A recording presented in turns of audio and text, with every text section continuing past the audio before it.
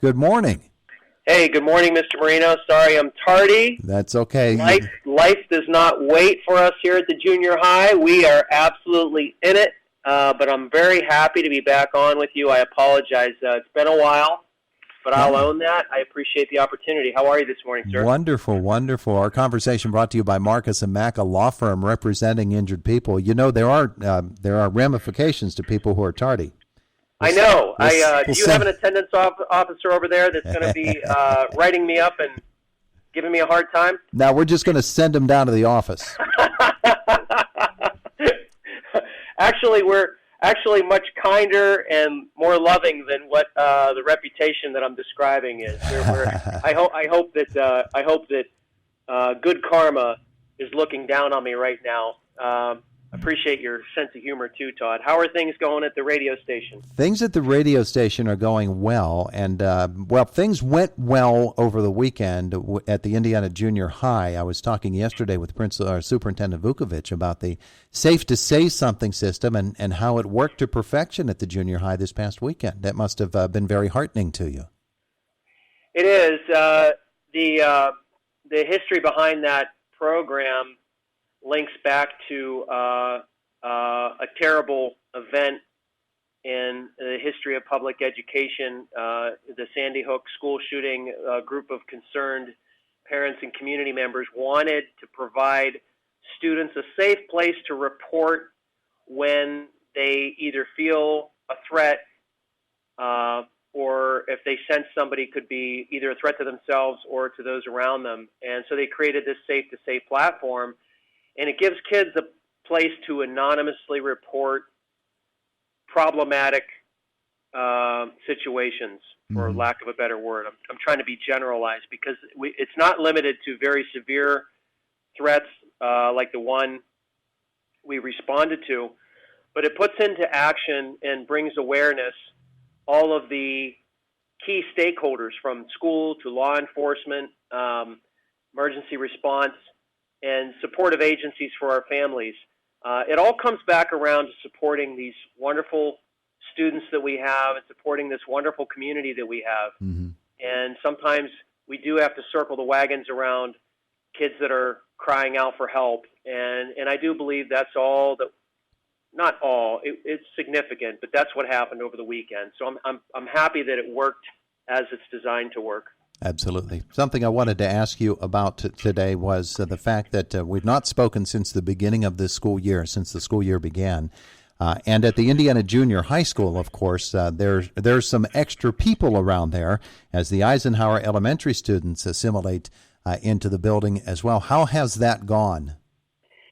I think it's been remarkably smooth.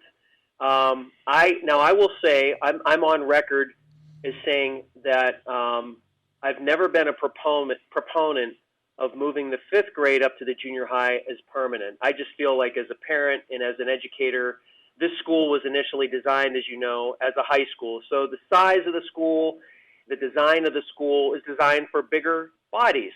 But in the case of an emergency like the fire at Eisenhower, because it's a big school, we were able to mobilize our team and create space to take them under our roof. And, you know, between my assistant, Mr. Edmondson, and I, working with Mrs. Eisenman, the principal of Eisenhower, and their faculty and staff, I do feel like we turned lemons into lemonade. We have a safe building for them. We have a caring team. We have great physical space. I can't help but stop and give props to our maintenance crew, Rob Peace and Evan Jeffries and their whole team. Do a phenomenal job of caring for this facility and making sure that it's running smoothly and beautiful. I always tease them. I say it's like you could eat off the floor. And our kids from Eisenhower, I believe, love it here. That being said, I look at this as a short-term solution to their current needs. So I think it's been a smooth transition. I believe that the Eisenhower community would agree with that. I hope they would. But we've been working, and we're in this journey together. So as this year unfolds and the future of Eisenhower becomes more clear, we're in it as a community, as a team.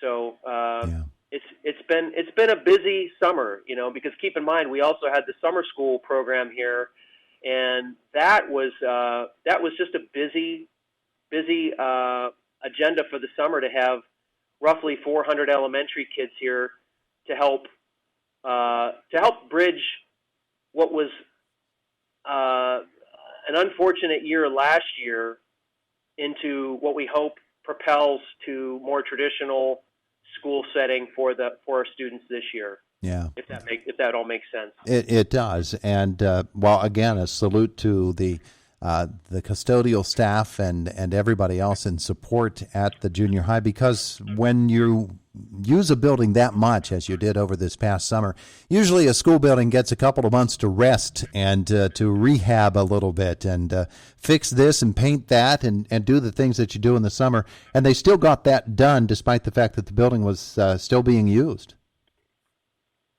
Absolutely.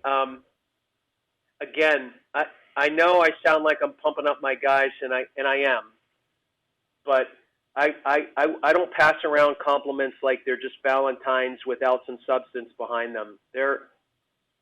These ladies and gentlemen that care for our school are the best in the business, and we have a fantastic faculty and staff that supported what seemed like monumental work. The logistics of getting an entire school under our roof, of facilitating the summer program, it was no small task, and they did it without complaining. They grinded, they sweated, they absolutely pushed it right up until the day before the fall session started, and we were ready to rock and roll for day one with kids.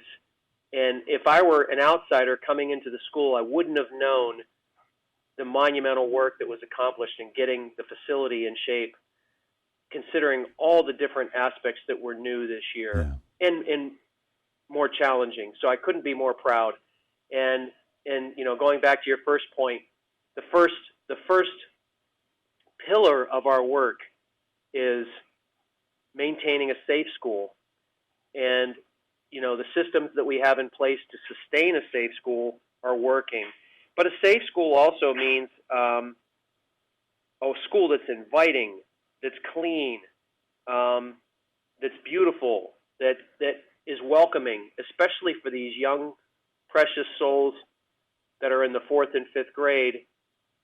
We want to care for them. We want them to know that this is a good place, that their home at Eisenhower is in our plans for repair, and however long it takes for that all to work itself out will be, and we're going to make this their home until that time. But I feel like we have literally two separate schools under one roof right now. It does seem that way, and that's a good thing, because the elementary life is very different than the secondary life. Even though our kids are 1 year removed when they join us in 6th grade, it is a very different lifestyle as a secondary student. So we're doing everything we can to cover both ends of the needs of our students from elementary to secondary. But I do feel like our people are rising to meet that moment. Absolutely. All right. Well, we're out of time to talk with Dr. Michael Minnick of the Indiana Junior High School, the principal there. Sounds like the student bodies are not only mixing, but also at the same time maintaining their proper distance so that everybody gets to where they need to be. Thanks so much for joining with us this morning. We appreciate it. I apologize for a misstep and for tardiness with you, Mr. Marino. It is an honor and a privilege to be able to come on your show. I'm thankful. I saw one of your colleagues last night at the board meeting, and I told him I would be there today, so I'm happy we were able to meet that obligation. I wish you the best, and we'll see you next month. Very good. Have a great day. You too, sir. Bye. You too.